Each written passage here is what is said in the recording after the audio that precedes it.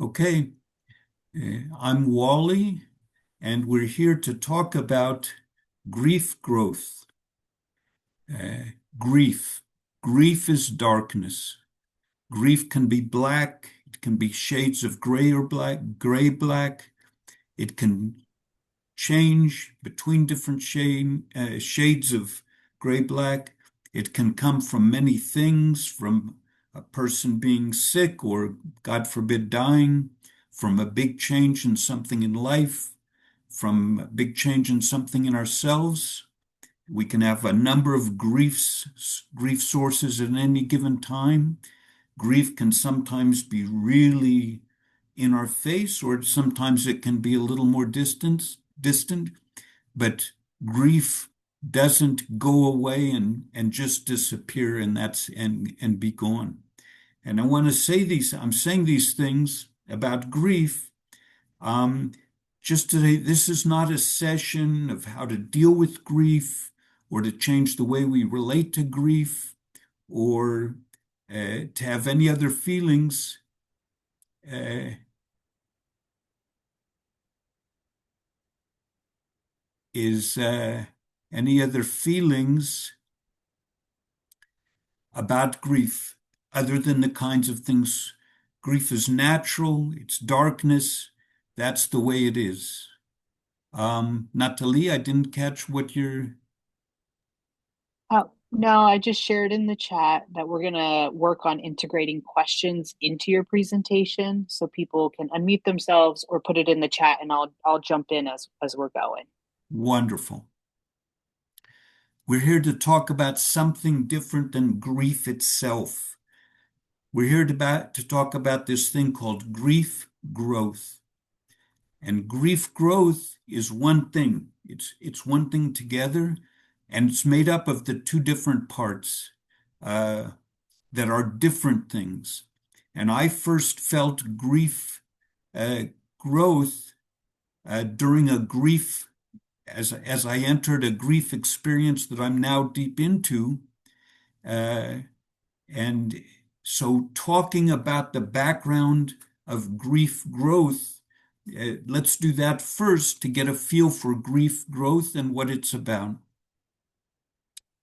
Everything that we talk about today is detailed on my website, thealzheimersconversation.com. And in this link that's on here, grief-growth.com, if you go there on the bottom of that page, there's a link to thealzheimersconversation.com. And that's just to let you know that all of this is shown up on that site. I'm deep into grief because my life is being destroyed and my family's life is being hit very hard. I was diagnosed with dementia 3 years ago, and at that time, my grief was completely black.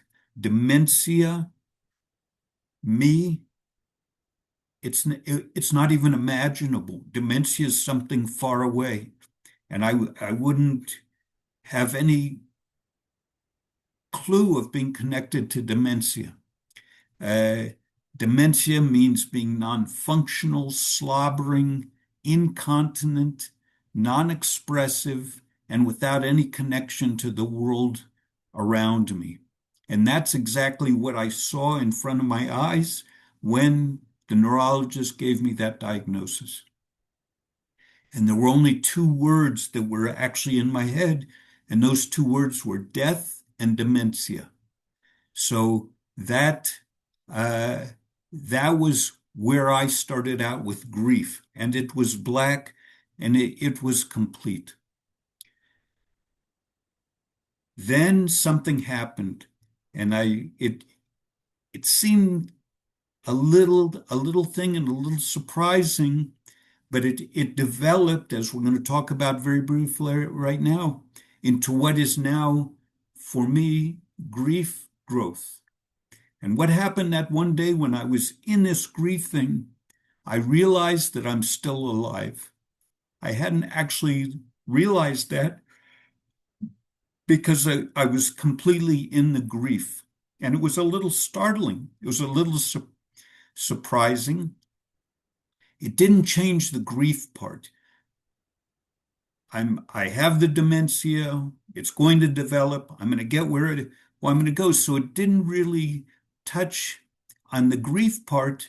But now there was another thing in grief growth, and that is the part about living. And that made a big difference, that there was an and there. There is an and. Grief growth means grief and growth. That was like the enlightenment of that moment, was to say, no, I'm dementia, I'm dying, but and not but, sorry, and I'm also living and have life to live for the meantime. That was a real thing that happened, realizing the end, that I'm dying and I'm living. And I'm going to spend a few minutes talking about how that developed, because that really touches on the whole feeling of grief growth. And that is, at first I knew, I said, I'm dying. Then I said, I'm dying and living. Then I realized that living and dying were affecting each other. And actually, it developed, knowing that I'm dying made my living richer. People say everybody's going to die sometime, but with the word dementia, it's not like that. I'm feeling that I'm dying. And since then, I can even say over the last month or two, I'm feeling the dementia develop quite a bit. So knowing that dying is on the way very specifically made the living richer, and living made my dying more meaningful, because, okay, I know I'm going to die, so I can prepare for it in a certain way, in a very real kind of a way. So that was what was going on, and it didn't stop even there.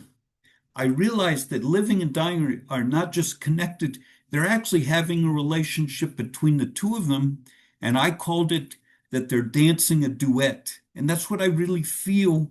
I feel that living and dying are dancing a duet within me.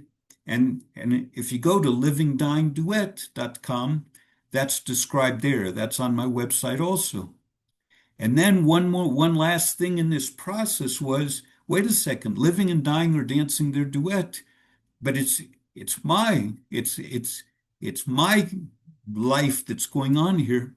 So the idea that came up was, when living and dying dance a duet, what music will you play? I'm the one playing the music for how living and dying are dancing their duet. So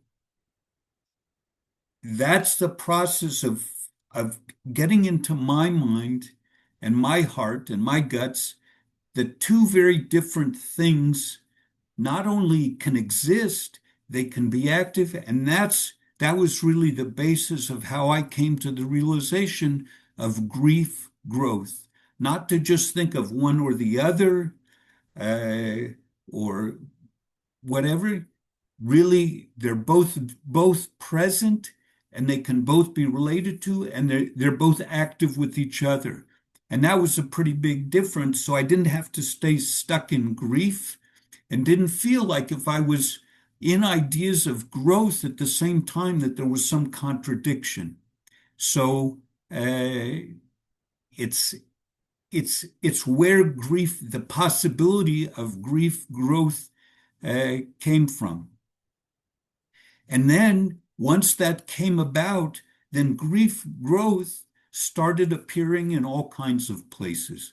For example, my mind is disintegrating. I feel it. I'm not able to do things I used to be able to. And that's a grief thing, that my mind is working less, it's working slower. That's a grief thing. But I realized, wait a second, my mind is working less, but my feelings are working much more. I'm feeling things in ways that I never have. For my career, I was a management consultant, lines and boxes and org charts and work procedures, very orderly. And as a result of this, my mind working less, a grief thing happening, this feeling thing was really coming up a lot, and it was new for me, and I was really enjoying it. I like it. I like having what I consider a better balance between thinking and feeling. So you always hear the word mindfulness. It's like that's the definition. That's the word we have is mindfulness. And because of the grief growth thing I'm going through, I realized there's missing a whole word, feelingfulness. There is mindfulness, but just like living, dying, there's mindfulness. Where's feelingfulness? So I created the word feelingfulness. If you go to feelingfulness.com, you can see the comparison of mindfulness and feelingfulness and how they fit together. So this the the mind part is as dark and as urgent as ever. Again, I'm not minimizing or even reducing the grief side, but at least I now feel that there's two parts to it, like living, dying, like mindfulness, feelingfulness, grief growth. Grief growth is really giving me a different way of relating to all kinds of things. Uh, so that's okay. So that's something that's added. That's the basis that allowed this whole approach of grief growth with its impacts to come about. So I'm taking the time to explain this because it's not just this is what it's about. It developed in these different ways that it expressed itself came about, but I want to be really careful, not minimizing grief. And also, there's big differences between grief and growth. Grief comes to us, it appears. We don't choose it. Whatever is causing it happens, and we have to deal with grief in however it comes to us and we decide to deal with it. On the other hand, grief growth, this thing, grief growth, is it requires our attention to make it happen, our input, our figuring out how to make it happen, because grief growth does not appear by itself. And it's not for me also, just in these experiences I'm having, is grief growth in none of these cases came to me as an understanding of what's going on. I had to think in terms, okay, there's grief growth. That's how it's feeling, and that contains both parts. The grief is all still there, but the growth part is allowing me to relate to the grief in a different way because it's part of grief growth. And just to say, summarizing it, grief growth is a special kind of growth. There's a lot of growth in life. You read something, you hear something, you learn to do something. There's all kinds of growth. And I just want to say, my feeling is grief growth is a different kind of growth. It's one thing about it, it's very much feelings based. It's not like I can read a book in any given situation and learn how to do it or look up how to use Zoom or something like that. Grief growth is a life thing. It's a feeling thing. Just like grief itself is really a big feeling thing. Grief growth is a feeling thing, and it even goes further than that. What in some experiences, the things that are the bigger the grief, it allows the bigger the grief growth. In other words, there is connection. And and saying the word growth, this whole thing is completely surrealistic. I would not have gotten to any of these places like feelingfulness if it hadn't been part of grief growth that started with the grief part of it. So this whole thing is like a change of the rules, and I feel like I'm pretty much flowing with the change of rules and getting to grief growth. It's not like I sat there at the beginning and said, wow, I want to invent something that's grief growth. It kept happening, and as I was looking back at it and feeling as it was going along, it really became uh, what I'm referring to now as grief growth. So in order to feel it more, I'm just going to give a few more examples of how grief growth has developed as part of my trying to deal with my grief, my dementia, just to give a feel for it. So we can really, the intention is to present this is what grief growth is, and then we'll all take and do with it what we want. But let me use some of the feelings I've been through to just give more of a feel for it. One of the things that happens when a person is first diagnosed with dementia, they don't necessarily use the word dementia. There's the phrase MCI, mild cognitive impairment. Often when somebody is first uh, having the symptoms of dementia, being tested for dementia, is diagnosed with dementia, the first phrase they use is MCI, mild cognitive impairment. So the first thing the medical profession does is put on your forehead impairment, impaired. That's a grief. That's a hit. That's black. I have now been labeled as impaired. Grief growth helps me do something different. Yes, I am cognitively impaired. My mind is working less, but I'm emotionally more freed up. My mind is not limiting me in ways that it has up to now. So emotionally, I'm not impaired. Emotionally, I'm enhanced.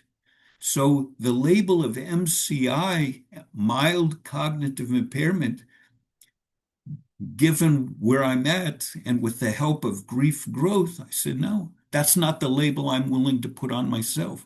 So I invented MEE, mild emotional enhancement. I'm not looking at myself as mild cognitive, MCI, mild with mild cognitive impairment.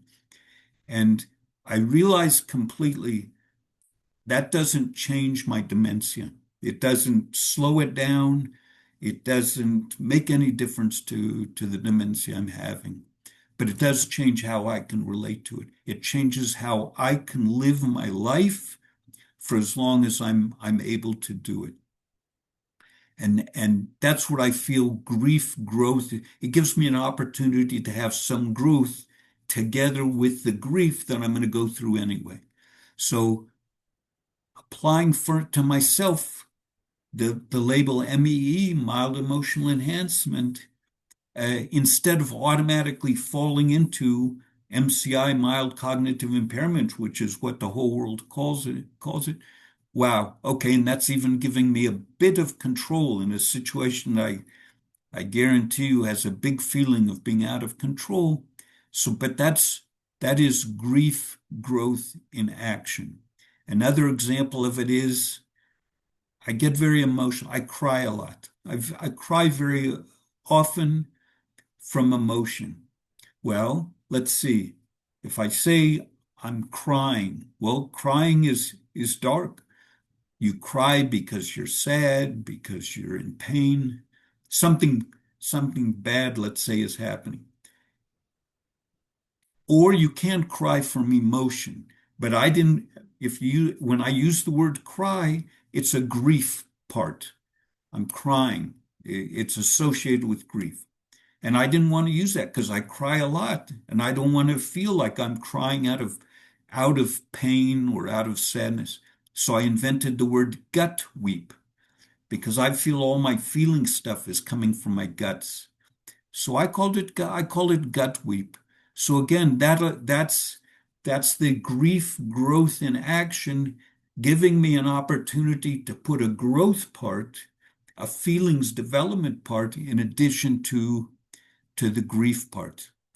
During this process, for certain reasons, I decided to create my tombstone.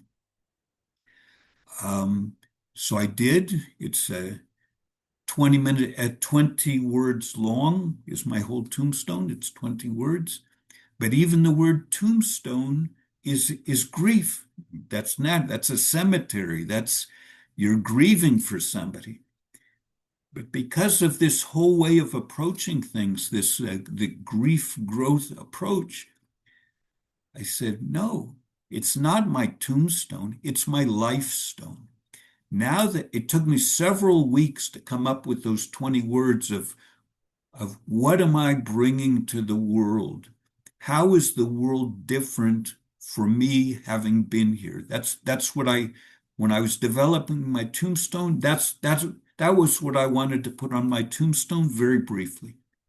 So that's exactly, and then I thought, wait a second, okay, I've created my tombstone with uh, what do I bring to the world and how is the world different because I'm here? Well, then that's not something I should just put on a tombstone. That's how I should live my life for as long as I have my life left to live. So I call that my life stone. That the exact same thing that I would put on and did, so to speak, put on my tombstone, that has become my life stone. Again, this is a feeling of the grief growth dynamic that I'm feeling quite a lot.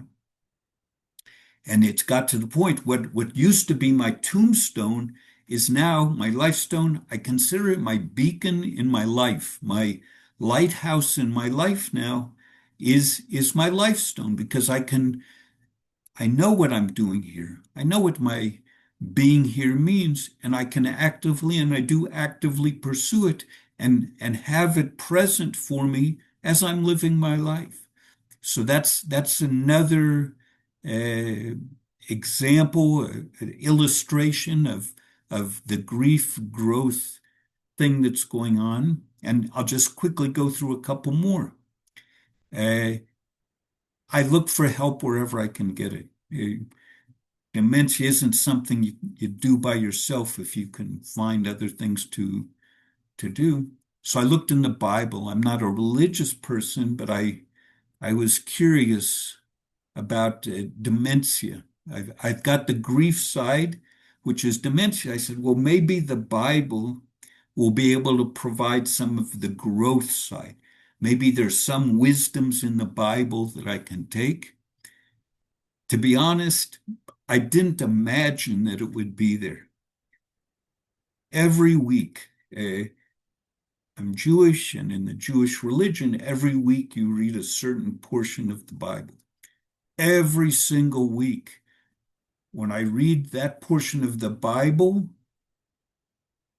from a grief growth perspective, I come there with the grief, and the growth is there. And I see it because I'm coming to it from the grief perspective. I wouldn't have paid any attention to it if I wasn't in grief growth. It wouldn't have been there. But by coming to it, it's there. It's there to be taken. And that's this. I'll just say one of the phrases I use is dementia is enough to make you crazy. This whole thing is that the whole thing is crazy. Let's just say that. But wow, I'm reading the Bible from a grief dementia perspective, and there's growth, and it's helping me. I see examples of different things, or I understand things differently. With the story of Lot's wife that ended up turning into a pillar of salt, I think it's something like 13 verses long. The 13 verses are like a Guidebook to Dementia, ending up being a pillar of salt, which is what a person with dementia ends up, sort of non-functional, never had a name. Your name is even erased from life. Lot's wife, she didn't even get the privilege of having a name or something like that. So that's what that's that was in the Bible, and I could go through a lot of examples. Let's not take the time now. Let me do it. Let me just mention one last one, because I think there's something about grief growth that's really about breaking the rules. Because my mind isn't working the way it did, a lot of the rules that I used to live by don't, I can get past them. And one of them is, because the work I do now with my condition, I hear so much from people who are aging where they say, wow, they're done with their career, they're empty nesters. I don't feel like I'm doing anything in life. I don't feel like I have a mission. And it occurred to me that that's a grief thing. A person is saying, I don't have a mission. I don't have a reason for being here. To me, again, that opens up. The grief growth thing says everything in life is not everything. Many things in life are a transition. When you, let's say Jewish, you have a bar mitzvah.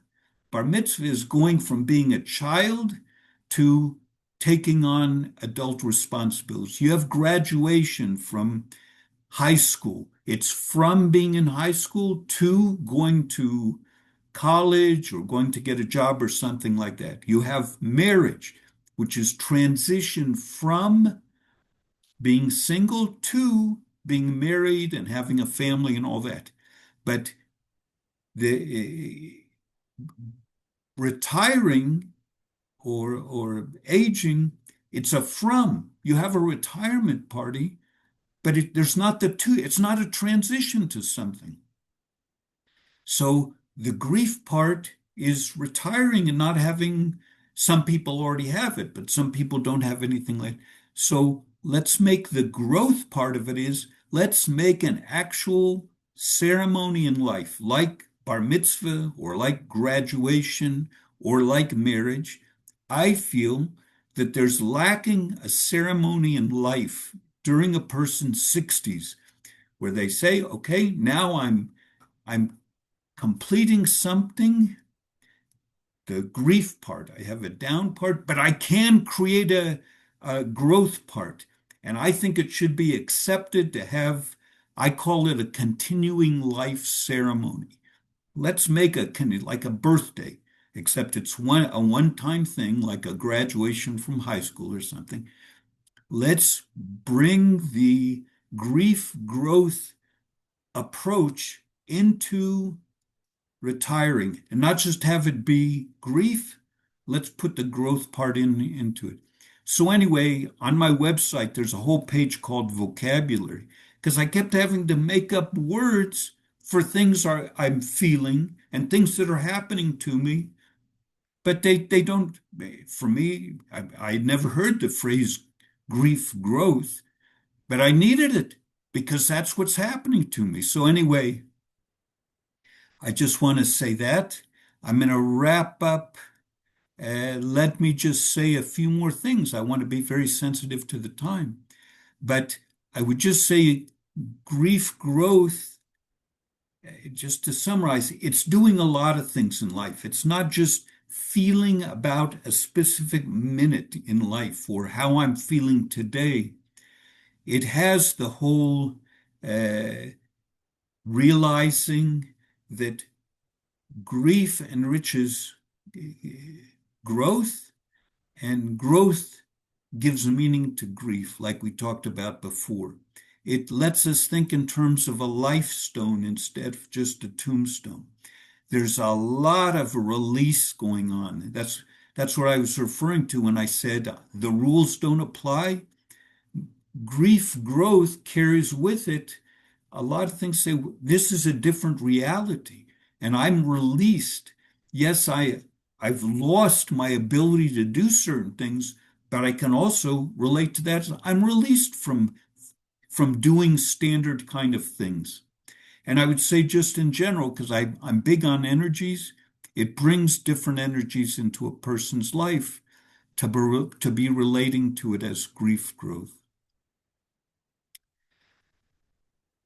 And I will say, just in grief growth, creating growth out of grief situations, it's not big and grandiose.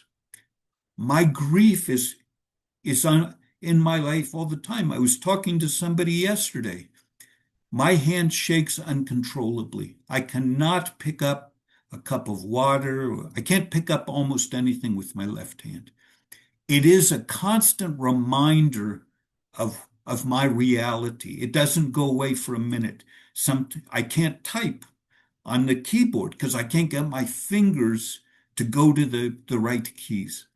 So there is a constant presence of grief reminding me I have dementia, I'm in decline, I have different symptoms that I watch them get worse and worse. That's exactly what I'm doing in my life. But with grief growth, I can create growths at the same pace. So for myself, one of the things that it does, and this is part of my 20-word tombstone, is exactly my 20, to sense a situation I'm in and bring good energies into the situation for anybody who's there. So my countering of the grief, the slide I'm in, this terrible thing that's going on with me, is to have a slide upward to bring energy into different situations. And it's nothing grandiose. They're building some houses along here, and the guys are out there putting the bricks. And, if I was putting bricks to build a house, I would slop the mortar on there, plop the brick, and that would be it. These guys have strings, and they're putting just the right amount of mortar and just tapping each brick. I stop and I look, I am amazed at what they're doing. And then I say to them, wow, you're like an artist. The way you're putting that brick in. And you know what that is? That's exactly it. I'm bringing that good energy into that situation. That's my grief growth aspect. While I'm walking by there, my grief part is present. My dementia is doing what it's doing. And that's my opportunity to grief growth. The guard at the grocery store, I always tell him, because I really feel it, and in these crazy days, I'm glad he's there because I feel safer in the store knowing that the guard is outside. And I'll be honest with you, sometimes I'm really feeling it. I say, can I give you a hug just to show my appreciation? And he does. It's usually the same guard, so I can do it, but I risk it sometimes. Hey, this is my grief does not know limitations, so my growth has to take some risks in how much it's there. And those are my examples. I hear now that I'm doing and I'm here, I hear about these all the time. There's the guy whose mission in life, how he's going to fight the grief of having nothing to do with himself. He goes actually to the animal shelter, but he also does it other places. He goes in the animal shelter and he sings to the animals.